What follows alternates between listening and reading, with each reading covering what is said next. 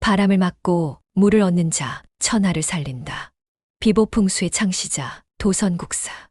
제1화 그 사는 말을 한다. 산은 움직이지 않지만 기억은 흐른다. 그 흐름의 끝에서 나는 그를 보았다. 조선 예산의 산등성이를 따라 햇살이 걸음을 뗐다.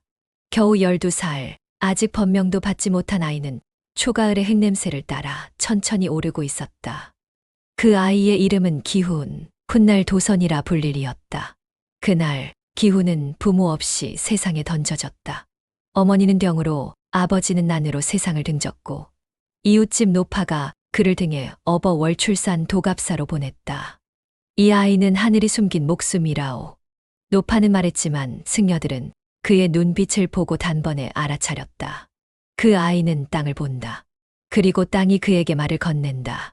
도갑사의 첫날 밤, 기훈은 잠들지 못했다. 다른 동자승들이 깊은 잠에 빠진 순간에도 그는 외롭게 앉아 창밖을 응시했다. 바람이 부는 것도 아니고 짐승이 우는 것도 아니었다. 여기엔 무언가가 있다.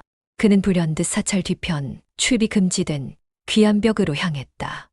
해묵은 신중단신 종단의 옆을 돌아 도량 깊숙이 있는 그 석벽은 평범한 바위처럼 보였으나 밤에는 검붉게 물든 피처럼 울컥거리는 느낌을 주었다. 기훈은 손가락을 뻗었다. 돌은 차갑지 않았다. 오히려 누군가의 살처럼 부드럽고 따뜻했다. 그 순간 석벽에서 문양이 떠올랐다. 구불구불한 선들, 동그란 눈동자 같은 홉. 그 아래 인시에디라는 세 글자가 얇게 빛났다. 음혈지 인시에디, 피를 빨아먹는 땅이라. 기훈은 순간 어지럼증을 느꼈다. 그리고 첫 목소리가 들렸다. 도망치지 말거라, 아이야. 너는 듣는 자다. 잊힌 자들의 언어를 들어야 하는 자다. 그날 밤 이후 기훈은 잠들 때마다 꿈속에서 음성을 들었다. 단순한 혼잣말이 아니었다. 자신의 이름을 부르는 것도 아니었다. 그건 수천 년 전부터 이 땅에 묻힌 존재들이 외치는 고통, 분노, 슬픔이었다. 스승 해무는 이 사실을 알고 있었던 듯했다. 기훈은 어느 날 그에게 물었다. 스승님, 귀한 벽은 대체 무엇입니까? 해무는 지팡이를 짚고 조용히 고개를 저었다.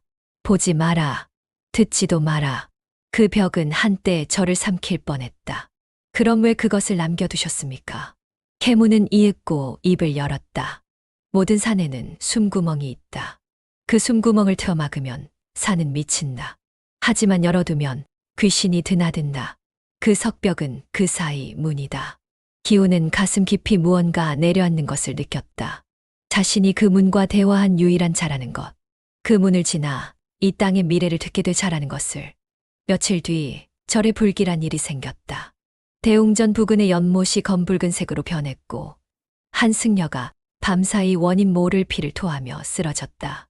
동자승들은 겁에 질려 떠들어댔고 노승들은 침묵했다. 그러던 어느 밤 기훈은 혼자 귀한 벽 앞에 다시 섰다. 이번에는 두려움이 없었다. 그는 벽 앞에 무릎을 꿇고 속삭였다. 말을 해보시오. 당신은 누구입니까? 그 순간 땅 밑에서 깊은 통곡이 흘러나왔다. 나는 백가지홍이다. 묻힌 자, 버려진 자, 숨긴 자, 죽은 자. 이 땅에 정에 없이 죽은 자들의 혼이 모인 혈이 바로 이 음혈지다. 기훈은 떨리는 손으로 벽을 짚었다. 그리고 마치 무언가에 이끌리듯 바위 옆에 묻힌 흙을 파헤치기 시작했다. 거기엔 오래된 목간 무지엔이 있었다. 경자년 신라군 친을 이곳에 안매장하. 그들은 왕의 사주로. 기훈은 정신이 아득해졌다. 그리고 그날 밤 처음으로 스스로 머리를 깎고 불을 올렸다. 도선이라는 법명을 그날 받았다. 산이 그에게 내려준 이름이었다. 며칠 후 스승 해문이 조용히 다가와 물었다. 그 목간을 어디에 묻었느냐? 다시 돌려놓았습니다. 그들이 말했습니다. 누군가 알아주었으면 족하다고. 해문은 조용히 웃었다. 너는 이제 산을 듣는 자가 되었구나. 이제 남은 일은 사람에게 말하는 법을 배우는 것뿐이다. 그리고 그날 밤 도선은 처음으로 산의 꿈을 꾸었다. 수많은 산이 움직이고 강줄기가 갈라지고 마을이 흙으로 덮이는 모습. 그 속에 서 있는 자신. 그리고 그의 손에는 붉은 점을 찍은 지도 한 장. 이 땅은 말한다. 말하는 자는 들어야 하고 들은 자는 남겨야 한다. 풍수는 귀신을 다루는 기술이 아니다. 풍수는 이 땅에 숨겨진 이야기들을 듣는 기술이다. 그리고 나는 이제 막 그것을 듣기 시작했다. 제2화 풍수는 피를 말한다. 모든 기운에는 흐름이 있다. 그 흐름을 거스르면 피가 흐른다. 조선 전라도 어느 고을, 도선이 그 마을을 처음 찾았을 때 기이한 정막이 감돌고 있었다. 소리 없는 안개, 푸르게 멍든 논, 무너져가는 살인문. 아침부터 고을 사람들은 소문을 퍼뜨리고 있었다. 또 죽었답니다. 이번엔 큰댁의 셋째 도련님이 피를 토하며. 그 집, 고을 북쪽의 송씨, 대가다아자. 고려 시절부터 내려온 명문 가문이었으나 수년 사이 자손이 줄줄이 병들어 죽는다는 소문이 돌았다. 도선은 문을 두드리기 전부터 알 수 있었다. 이 집은 숨이 막힌다. 마당에 발을 디디자 첫걸음부터 땅이 흔들리는 듯한 감각이 스쳤다. 문틈으로 새어나온 죽향조시향도 바람결이 닿지 않는 듯 무겁고 끈적했다. 집주인 송대현, 반백의 눈으로 도선을 맞았다. 스님, 우린 더는 방법이 없습니다. 무당도, 의원도, 역관도 다녀갔습니다. 하지만 자식들이 하나씩 도선은 침묵했다. 이 집의 울음은 사람의 소리가 아니었다. 땅이 울고 있었다. 그리고 그 땅 위에서 무언가가 숨쉬고 있었다. 조용히 집을 둘러보던 도선은 대청마루에서 멈춰섰다. 이 집은 정남행입니다. 맞지요? 그렇습니다. 세도와 일조를 위해 조상께서 정하신 방향이지요. 정남은 태양의 기운이 가장 강한 방향입니다. 그런데 도선은 고개를 갸웃했다. 이 대청의 중심 기둥이 살짝 기울어 있군요. 7도쯤 서쪽으로. 그리고 도선은 한 곳을 가리켰다. 며느리의 방. 그 방에는 송씨 가문의 장손의 아내 부인 유씨가 앉아 있었다. 눈은 붉었고 얼굴은 창백했으며 벽을 향해 무언가 중얼거리고 있었다. 그 방의 땅이 집안 전체의 맥을 막고 있습니다. 도선은 낮게 말했다. 저곳이 이 집의 혀를 막고 피를 삼키는 자리입니다. 그날 밤 도선은 혼자 그 방에 들어섰다. 그리고 발밑을 짚고 앉았다. 흙이 젖어 있었다. 물이 아니다. 무언가 진득하고 철 냄새가 나는 액체였다. 그는 방바닥을 살짝 긁어냈다. 붉은 점토 속에서 무언가 딱딱한 물건이 걸렸다. 은비녀. 그리고 그 아래에는 옷자락이 묻혀 있었다. 남자의 옷자락. 이튿날 도선은 집안 사람들을 불러 모았다. 이 집의 맥은 죽어 있습니다. 그 이유는 간단합니다. 비보를 막은 사람이 있기 때문입니다. 모두가 놀란 눈으로 도선을 바라보았다. 며느리 유씨, 당신은 이 방에서 매주 누구를 맞이했습니까? 부인 유씨는 말없이 고개를 들었다. 그 눈동자는 맑지도 흐리지도 않았다. 그러나 단단히 감겨 있었다. 그이는 내게 살아있다고 느끼게 해줬어요.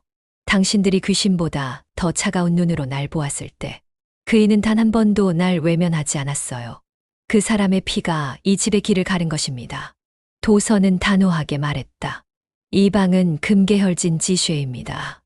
100년에 한 번 금달기 앉는 자리에만 나타나는 귀한 김에 그 위에 혼정혼칭을 억지로 얹으셨지요. 도선은 방의 남쪽 벽을 허물고 바람이 들어올 수 있도록 창을 만들었다. 그리고 구리로 만든 작은 용머리 장식을 방 중앙에 묻고 그 위에 흙을 덮었다. 이것이 비보입니다. 기운이 다시 흘러갈 수 있도록 숨통을 틔우는 겁니다. 그리고 마지막으로 도선은 부인 유씨에게 물었다. 그 사람 아직도 당신 곁에 있다고 느끼십니까? 그녀는 천천히 고개를 끄덕였다. 그럼 이 방에서 나가세요. 그는 당신의 애인이 아니라 이 집안의 원귀가 되었습니다. 며칠 후 그 집에 변화가 일어났다. 첫째 아들의 기침이 멈췄고 늦게 들어선 부인의 태몽 소식이 전해졌다. 벼가 누렇게 여물고 고요하던 마당에 새소리가 들리기 시작했다. 도선은 떠나기 전 송대현에게 한마디만 남겼다. 풍수는 땅의 병을 고치는 것이 아닙니다. 사람의 욕망이 깔고 앉은 자리를 드러내는 일입니다. 풍수는 피를 마신다. 그 피는 때로 사람의 것이고 때로는 마음의 것이다. 제3화 비보, 물을 부르다. 물은 살아있다. 그 흐름은 보이지 않아도 언제나 무언가를 기억하고 있다. 전라도 옥천연, 새해째 비가 내리지 않았다. 모내기 철이 지나고도 노는 가뭄에 쩍쩍 갈라졌고, 주민들은 우물마다 기우제를 지내고 닭을 잡고 벼룩의 목까지 치며 하늘을 울렸으나 하늘은 끝내 침묵했다. 관아의 아전은 다급히 말탄사내를 불렀다. 그 자를 부르시오. 산과 대화하는 자, 도선이라 했지. 설령 속임수라도 좋소. 지금은 신이라도 붙잡고 싶으니. 며칠 후 수미산 자락의 스님 한 사람이 땀을 닦으며 읍성 문턱에 섰다. 그는 조용히 고개를 들었다. 이곳엔 물이 살아 있습니다. 다만 그 입이 막혀 울고 있을 뿐. 그날 밤 도선은 아무 말도 없이 땅을 걸었다. 두 팔을 벌린 채 마치 허공에 귀를 대듯 눈을 감았다. 그를 따라가던 동자는 조심스럽게 물었다. 스님, 어디를 보시는 겁니까? 도선은 발밑의 땅을 가리켰다. 용은 살아있네. 문제는 콧구멍이 막혔다는 거야. 이 땅의 수맥은 이 언덕 너머 안반 밑으로 들어갔네. 누군가 그 위에 무거운 것을 눌러놨지. 숨을 쉬지 못하는 땅은 결국 목마른 자들을 벌해. 다음 날 도선은 관아를 찾아가 단호히 말했다. 동쪽 언덕 위에 있는 장승을 뽑아야 합니다. 관리는 어이없다는 듯 웃었다. 그 장승은 수십 년간 마을의 수호신이요. 그걸 뽑으면 백성들이 들고 일어납니다. 수호신이 아니라 입을 막은 망령입니다. 그 장승 아래에는 살아있는 용의 숨구멍이 있습니다. 그 구멍을 열면 물이 터질 것입니다. 관리는 갈등했다. 그러나 더 이상 버틸 수도 없었다. 결국 밤을 틈타 장승을 뽑고 그 아래의 흙을 파내기 시작했다. 3시간째. 땅은 딱딱했고 돌은 단단했다. 그러던 순간 촤! 한 동자가 괭이로 안반을 깨뜨리자 갑자기 흙 사이에서 맑은 물줄기 하나가 솟구쳤다. 도선은 외쳤다. 더 파시오. 그 물이 바로 이 땅의 첫 숨입니다. 안반 밑에서 솟은 물은 점점 거세졌다. 이틀 만에 그것은 샘이 되었고 3일 뒤에는 작은 개천을 이루었다. 그 물은 말라버린 논으로 흘러들었고 벼는 다시 푸르러지기 시작했다. 이제 백성들은 말이 없었다. 누군가는 밤에 몰래 도선이 묵은 암자를 찾아와 절을 했다. 어떤 이는 아이를 안고 와 무릎 꿇었다. 관아는 공적으로 그를 치하하려 했지만 도선은 고개를 저었다. 물은 내가 만든 것이 아닙니다. 단지 나는 그 입을 다시 열었을 뿐입니다. 이 땅이 스스로를 구한 것입니다. 며칠 후 도선은 떠나는 짐을 꾸렸다. 한 동자가 묻는다. 스님, 왜 떠나십니까? 이제야 물이 흐르기 시작했는데. 도선은 뒤도 돌아보지 않고 말했다. 내가 머무르면 여긴 다시 말라버릴 걸세. 풍수는 사람을 구하되 머물러선 안 되지. 그가 떠난 자리에 남겨진 것은 맑은 물 한 줄기와 백성들의 조용한 기도뿐이었다. 그리고 훗날 마을의 샘 근처에 세워진 돌비엔 이렇게 적혀 있었다. 이곳은 도선이 숨을 틔운 물줄기. 이 땅의 첫 입김은 여기에서 시작되었다. 산은 폐를 숨기고 땅은 숨을 삼킨다. 그 숨이 멎으면 사람의 삶도 마른다. 풍수란 단지 운을 보는 기술이 아니라 그 멎은 숨을 다시 불어넣는 것. 제사와 귀신은 뒤를 돌아본다. 누군가 묻었다. 하지만 죽은 자는 잊지 않았다. 경상도 청송 부근의 산자라. 초가을에 바람이 들판을 쓸고 지나가던 날, 도선은 한 사내의 요청을 받고 마을을 찾았다. 그 사내는 이름이 정우겸전요 치한 군수 출신이자 양반가의 장소. 그의 집에서는 이상한 일이 일어나고 있었다. 스님, 식솔들이 밤마다 악몽에 시달립니다. 모두가 똑같은 꿈을 꿉니다. 어떤 꿈입니까? 정우겸의 눈은 핏줄이 가득한 채로 흔들렸다. 누군가 피투성이가 된 채 우리를 향해 등을 돌린 채 서 있습니다. 절대 얼굴을 보여주지 않습니다. 도선이 집에 들어서자 어쩐지 이상한 기운이 느껴졌다.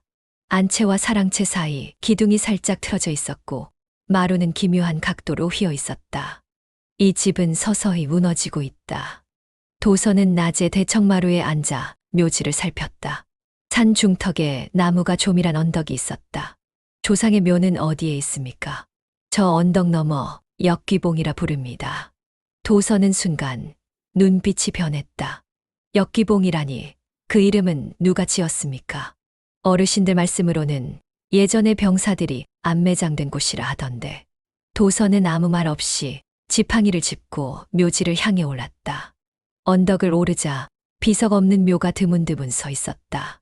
그리고 그 중 하나 잡초에 덮인 납작한 봉분 앞에서 도선은 멈췄다. 이 묘는 등지고 있습니다. 보통 묘는 남향으로 얼굴을 두는데 이 묘는 북쪽 곧집을 향해 등을 지고 있소. 순간 바람이 멎었다. 산이 숨을 멈춘 듯 정막이 퍼졌다. 도선은 봉분 아래의 흙을 살짝 파헤쳤다. 그리고 그 아래에서 무언가 딱딱한 것이 걸렸다. 피가 말라붙은 단검단지, 그리고 오래된 장부 하나. 장부에는 이렇게 적혀 있었다. 경자년 5월 적대 가문 노비 사인을 암살 후 조상묘 지하에 안매장함. 후손은 이를 아는 자 없어야 하며 등짐진 조상의 눈은 다시 뜨지 못하게 할 것. 도선은 그날 밤 가족들을 모아놓고 입을 열었다. 귀신은 얼굴을 드러내지 않습니다. 왜냐하면 그 얼굴이 곧 살아있는 자의 죄를 반사하기 때문입니다. 등을 돌리고 서 있는 것은 그 죄의 그림자입니다. 정우겸은 얼굴이 하얗게 질렸다. 그 장부는 가문에 있던 자가 쓴 것이 아닙니까? 도선은 단호히 고개를 끄덕였다. 죽은 자들은 죄가 밝혀질 때까지 등을 돌리고 서 있습니다. 그 등을 돌려 이 집을 향해 원망을 쏘아보는 것입니다. 이 묘를 이장하십시오. 그리고 그 자리에 상석과 물기를 놓으십시오. 죽은 자에게 흐름을 돌려주면 원은 사라집니다. 며칠 뒤 묘가 옮겨졌다. 그 자리에 도선은 작은 비보의 물돌이를 설치했다. 도랑 하나가 묘지 옆을 지나도록 땅을 파서 흐름을 만들고 묘 앞에 향나무 2그루를 심었다. 향나무는 악귀를 다루고 물은 죄를 씻는다. 그 밤부터 집안에서는 어느 누구도 악몽을 꾸지 않았다. 마치 오랫동안 드리워졌던 검은 천이 거친 것처럼 마당에는 햇살이 다시 들어왔다. 떠나는 길. 도선에게 정우겸이 묻는다. 스님, 조상의 죄는 후손이 짊어져야 합니까? 도선은 한참을 걷다 말고 멈췄다. 그는 조용히 말했다. 죄는 누구의 것인지 중요하지 않습니다. 중요한 건 그 죄를 기억하는 땅이 있다는 것입니다. 풍수란 그 기억을 듣고 흐름을 다시 돌려주는 일입니다. 귀신은 때로 사람의 뒤에 서 있다. 그러나 가장 오래 남는 귀신은 우리 안의 양심이다. 제오화 도선, 꿈을 꾸다. 풍수는 땅의 기운을 잇는 학문이 아니라 미래를 바라보는 눈이 되어야 한다. 가을빛이 물든 하남사의 집거방. 도선은 7일간 입을 닫고 좌선에 들었다. 그에게는 최근 들어 이상한 현상이 계속되고 있었다. 잠들기 직전 땅의 맥이 꿈처럼 펼쳐지고 산맥과 강줄기가 그의 눈앞에서 움직였다. 그것은 마치 땅이 살아 움직이며 장차 벌어질 미래를 보여주려는 몸부림 같았다. 7일째 되던 밤, 도선은 마침내 깊은 잠에 빠졌고 그곳에서 천지의 격변을 보았다. 꿈의 세계. 먼저 그는 피에 젖은 전장을 걸었다.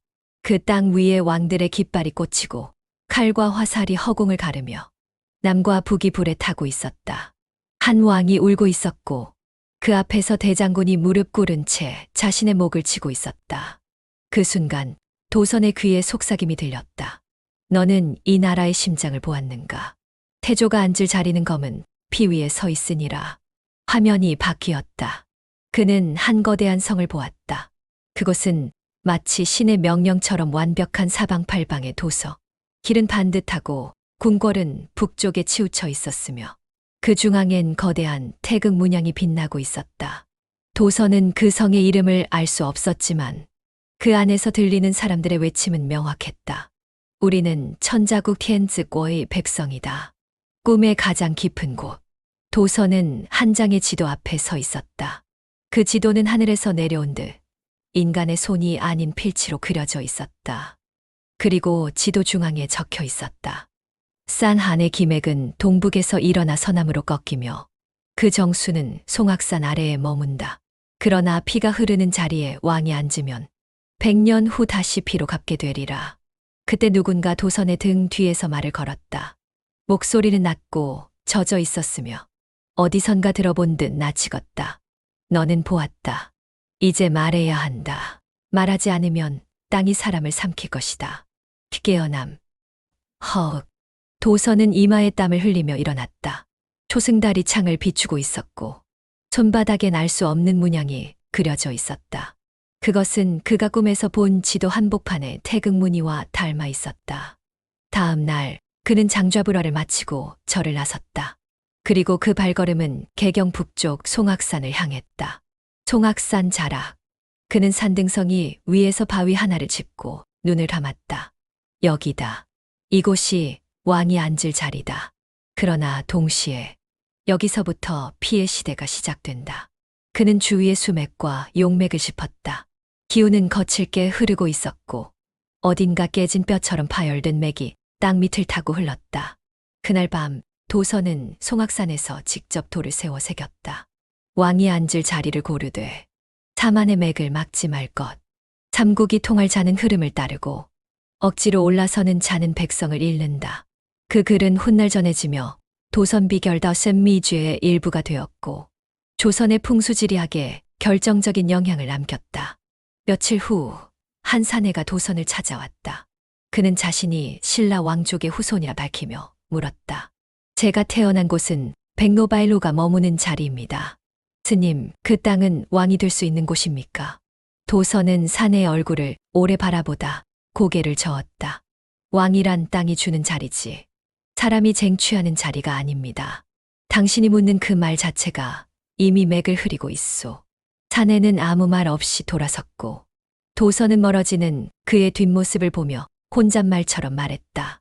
왕이 되려는 자는 자신이 떠받들 땅부터 무릎 꿇고 읽어야 한다. 풍수는 미래를 바꾸는 일이 아니다. 미래의 흐름 속에서 가장 덜 상처받을 자리를 찾는 일이다. 나는 오늘 그 첫 방향을 보았다. 그 방향은 심장이 아니라 숨통이었다. 제6화 바람이 깃든 여인. 때로 바람은 울지 못하는 여인의 대신이다. 충청도의 어느 읍내 산을 배경으로 펼쳐진 너른 기와집. 그 집에서는 몇 해째 남쪽 방에만 바람이 끊이지 않았다. 비가 오지 않는 날에도 창이 닫혀 있어도 그 방에 들어서면 치맛자락이 흔들리고 등골에 한기가 스몄다. 그 방에만 앉으면 몸이 저립니다. 심지어 아이 울음소리가 들렸다지요. 그 부인은 날마다 울면서도 울지 않아요. 이상한 소문은 읍 전체에 퍼져 있었다. 그리고 마침내 그 집의 종가댁에서 도선을 불러들였다. 방문을 열자 도선은 곧바로 이상함을 감지했다. 이 집은 바람이 도는 구조가 아니다.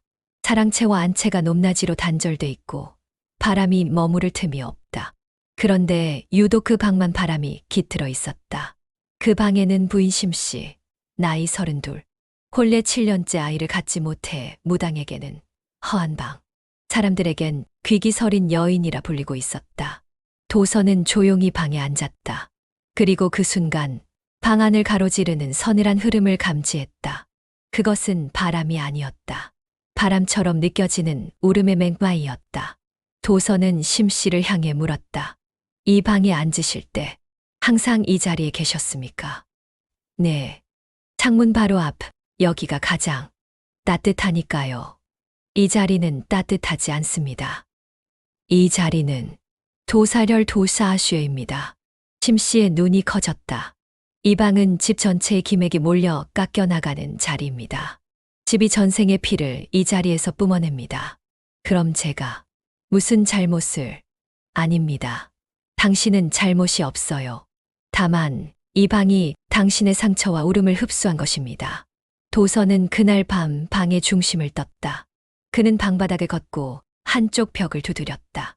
그리고 벽 뒤에서 은장도 하나를 발견했다. 그 옆엔 한지로 쌓인 편지가 있었다. 당신 없이 어찌 삽니까? 나의 씨는 이 집에서 지워질 테고 나의 넋은 바람이 되리다. 부디 다음 생엔 울 수 있기를. 도선은 묵묵히 편지를 접고 말았다. 이 집에 있었던 또 다른 여인의 비명, 그 비명이 바람이 되어 심씨를 감싼 것이다. 이튿날 도선은 집주인에게 말했다. 남쪽 벽에 구멍을 뚫고 그 앞에 느티나무 한 그루를 심으십시오. 그리고 동쪽 기둥 밑에는 비보석을 묻어야 합니다. 기운을 눕게 만들어야 합니다. 집주인은 놀랐다. 스님, 이 집은 500년 내려온 구조입니다. 500년이면 피가 굳기 충분한 시간입니다. 당신 댁의 여인들은 모두 그 피 위에서 살고 있었던 겁니다. 도선은 심씨에게 마지막으로 묻는다. 그 편지 돌려드릴까요? 심씨는 고개를 흔들었다. 아니요. 그 사람은 이제 제 안에 없습니다. 그 사람의 바람도 제 눈물도 다 흘러갔으니까요. 그리고 심씨는 말없이 창을 열었다. 그날 처음으로 그 방에서 바람이 멈췄다. 풍수는 땅의 흐름만을 잇는 것이 아니다. 때로는 울 수 없던 여인의 마음을 한 줄기 바람 속에서 찾아내는 일이다. 제7화 왕의 지맥을 묻다. 어떤 이는 묻는다. 자신이 왕이 될 수 있는지를. 그러나 진정 묻는 자는 이미 왕이 될 자격이 없는 것이다. 때는 신라 말, 진성여왕의 치세 말기. 지방 호족들이 각지에서 군사를 일으키고 조정은 피폐해지고 있었다. 그 무렵 도선은 밤중에 한 사자시저로부터 비밀 편지를 받았다. 도선국사께 왕이 될 자의 자리를 정해 주십사. 삼가 청하나이다. 보낸 이는 후고구려의 궁예도 아니요 후백제의 견훤도 아니었다. 그는 신라 왕족의 먼 후손이자 당시 경상도 남쪽 산성에 군사를 모으고 있던 야심가 김윤서였다. 김윤서는 스스로를 사만통일의 정통 계승자라 칭하며 왕이 될 운명을 가진 자라고 믿고 있었다. 그러나 정작 그는 왕이 될 자리를 모른다는 치명적인 약점을 가지고 있었다. 도선 선생, 당신만이 그 자리를 찾을 수 있다. 그는 입에 술을 적시며 속삭였다. 송악은 궁예의 것이요 완사는 견훤의 것이니 나는 그 둘의 틈에 천자의 좌를 얻고자 하오. 도선은 조용히 그를 바라보았다. 말 없는 시간, 눈 속에 풍수가 흐르고 사람의 등 뒤에 그림자처럼 따라붙는 권력의 피비린내가 보였다. 며칠 뒤 도선은 김윤서와 함께 산악 지형을 조사하기 위해 한창나루 너머 깊은 계곡을 걸었다. 그곳은 사방이 봉황처럼 둘러싸인 산줄기. 수맥은 매끄럽고 햇빛은 고르게 떨어졌다. 도선은 천천히 입을 열었다.